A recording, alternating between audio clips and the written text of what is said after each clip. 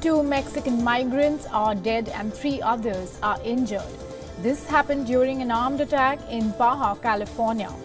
According to Mexico's National Migration Institute, they were attempting to cross into the U.S. Thousands of migrants have reached the border in recent weeks, prompting alarm from some U.S. leaders and leading to increased security checks at the frontier.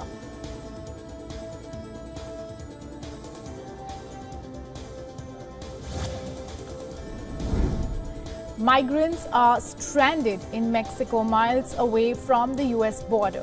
This after the cargo train they were traveling on top of abruptly stopped amid the going suspension of dozens of northbound trains over fears around migrant safety.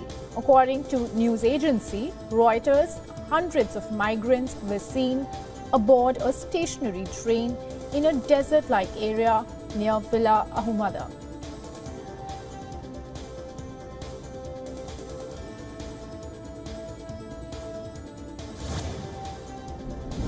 A migrant boat sinks at sea after another boat appeared to have collided with it. A video that is making rounds on social media shows people falling into the sea. Video has been released by Sea-Watch, a German non-governmental organization that operates in the Mediterranean Sea. It is not yet clear if any people were missing as the result of the collision with what the German NGO identified as a Libyan patrol boat.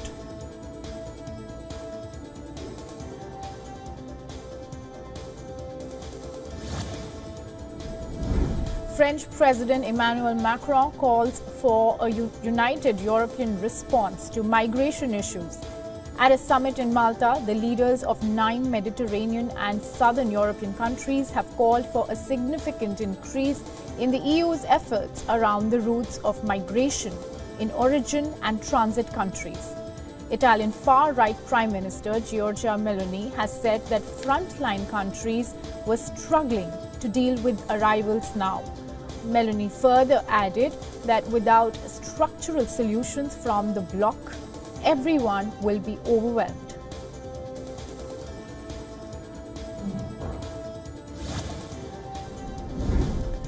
Voting has officially commenced in the second runoff of the Maldives presidential election.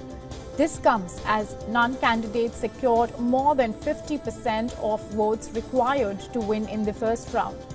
Queues started forming outside polling stations from early morning. Counting will commence approximately 30 minutes after the polls close. A total of 574 vote boxes were placed in the initial round of the election.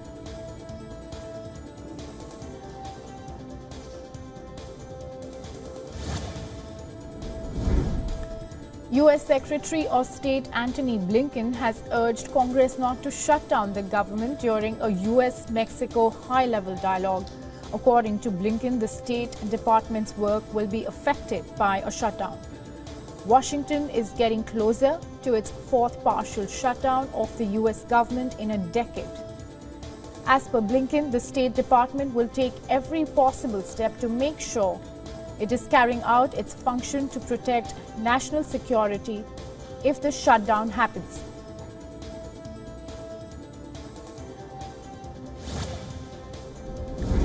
Brazilian President Lula da Silva's hip surgery has been completed. According to doctors, the surgery went smoothly and he does not have to be admitted to the intensive care unit. However, he's set to remain in the hospital until Tuesday and then spend 3 weeks at the presidential residence recovering. Lula underwent surgery for hip arthrosis. It is a disease of the hip joint. It is caused by the extremely painful wear and tear on the head of the femur, which is the thigh bone.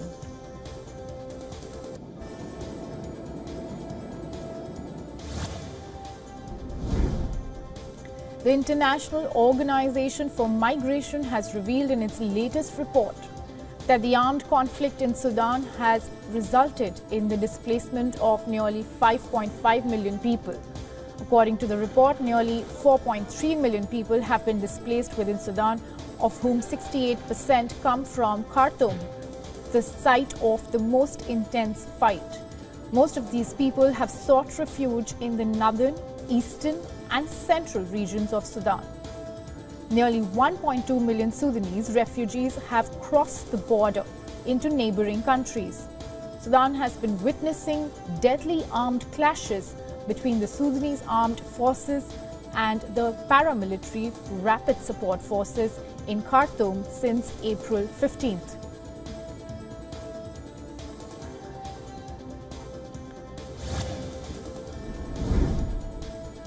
Almost 3 decades after hip-hop star Tupac Shakur was gunned down in a gang feud in Las Vegas, a Nevada grand jury has charged former gang leader WION Davis with 1 count of murder with a deadly weapon. A court hearing in the case has been scheduled for next week.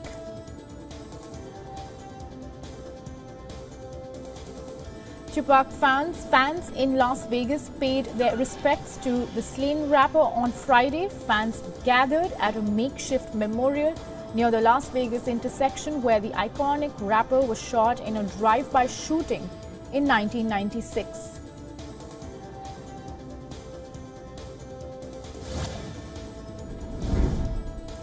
Air Canada pilots are protesting at Toronto's Pearson Airport. They are demanding better pay and benefits. Now, this comes when there are talks over a new contract covering 4,500 pilots at Canada's largest carrier continue. Canadian pilots are pressing for higher salaries and better scheduling after US counterparts at companies including United Airlines, Delta Airlines and American Airlines made historic gains in new labor deals over the last few months.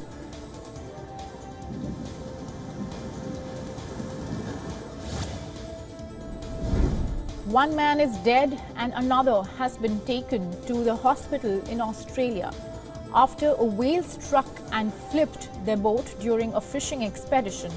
The first man was pulled from the water unconscious and died at the scene. The second was treated by paramedics and is in stable condition in the hospital. It comes less than 2 weeks after a 4-meter humpback whale was struck in the head by a boat propeller off the coast of Western Australia.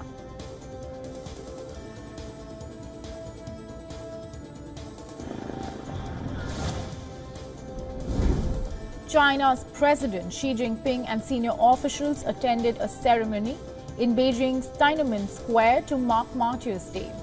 Martyrs' Day is held on the eve before China's National Day. The holiday was established in 2014 by the National People's Congress. China banned defamation of national heroes and martyrs in 2018 with the law on the protection of heroes and martyrs.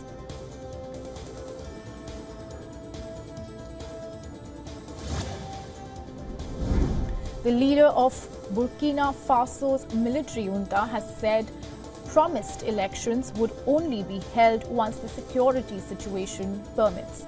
This comes when hundreds of Ibrahim Traoré supporters rallied in the capital on the first anniversary of the coup.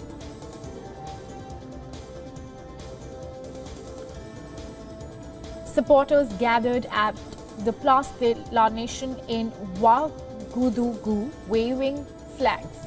Traoré grabbed power on September 30th last year. The coup was welcomed by many citizens fed up with deadly violence and disillusioned by their government.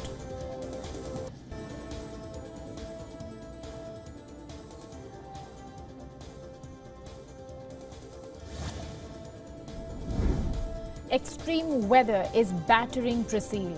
Once floating houses in Brazil's Manaus is now standing on dry land to the recent drought impacting the Solimões River. Residents claim this is the worst drought Brazilians had seen in years. According to Amazonas Civil Defense, out of 62 municipalities in the state of Amazonas, 16 were declared in state of emergency due to the droughts in rivers throughout the area, and another 39 are on alert.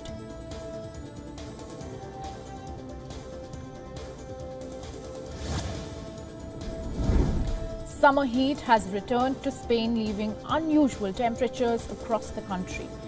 According to the Spanish weather agency, temperature is 10 degrees higher and above normal for this time of the year. In northern Galicia, where temperatures are usually cooler, locals crowded beaches to enjoy the end of the summer. The Met Department expects the unusual heat to last until Tuesday, with some parts of the country under a high fire risk.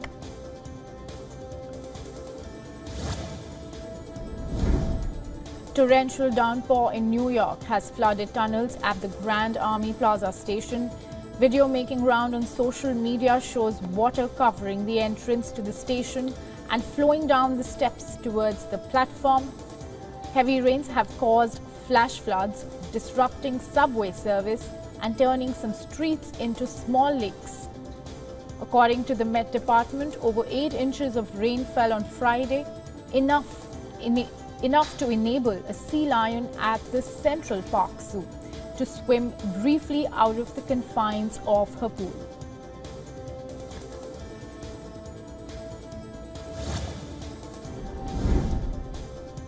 Beating a possible government shutdown, couples are applying for a marriage license in Washington, D.C. In the event of a federal government shutdown, the D.C. Marriage License Bureau will close. This means not only that license will stop being issued, but also D.C. judges won't be able to officiate. The interruption is only specific to D.C. marriages, where the licensing bureau is tied to federal funding.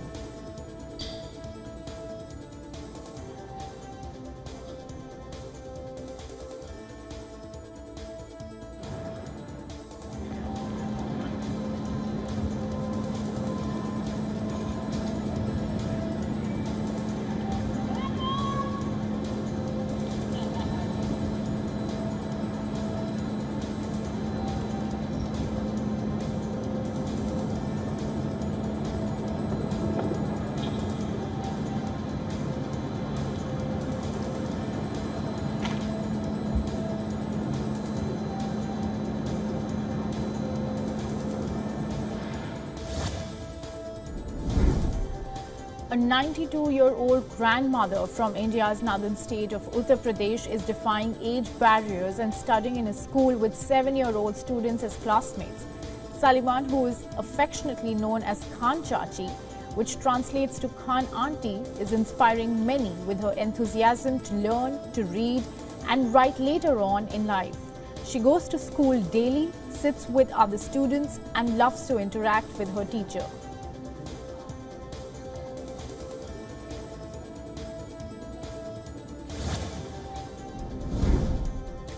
An exhibit of rare pre-Hispanic wood carvings opened in Mexico City.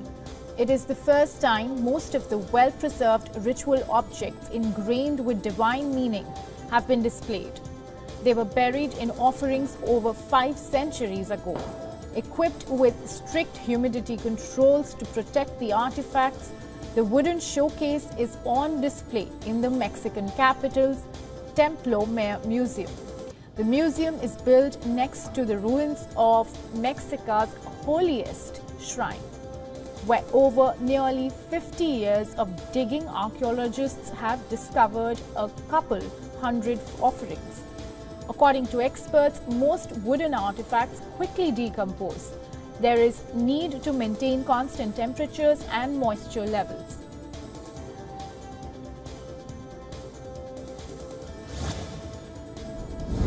People are visiting the Washington National Zoo to see its pandas before they are returned to China. The zoo is honoring the 3 giant pandas with 9 days of events ahead of their return. This comes when a looming US government shutdown has put something of a dampener on the festivities. The zoo is operated by Smithsonian Institute. It receives federal funding. According to the zoo's official website, if the government shutdown happens, the zoo will be forced to close it to the public. The shutdown will not disrupt animal care, but the zoo's popular live panda cam would go dark. Mai Chiang and Tian Tian came to the zoo in 2000 under a cooperative research and breeding agreement with the China Wildlife Conservation Association.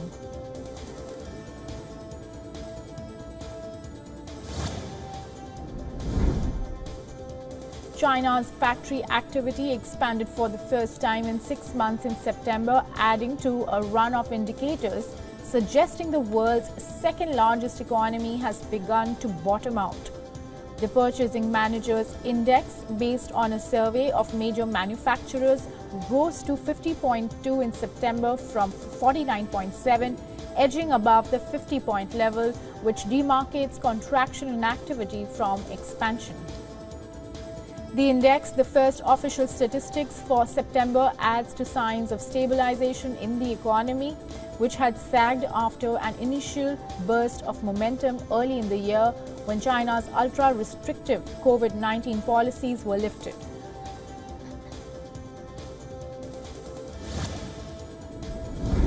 U.S. inflation moderated in August, with the annual rise in prices, excluding food and energy, falling below 4.0% for the first time in more than 2 years. This is good news for the Federal Reserve as it ponders the monetary policy outlook. The battle against inflation is, however, far from over, as the Commerce Department on Friday showed overall prices were still elevated, partly due to higher fuel prices.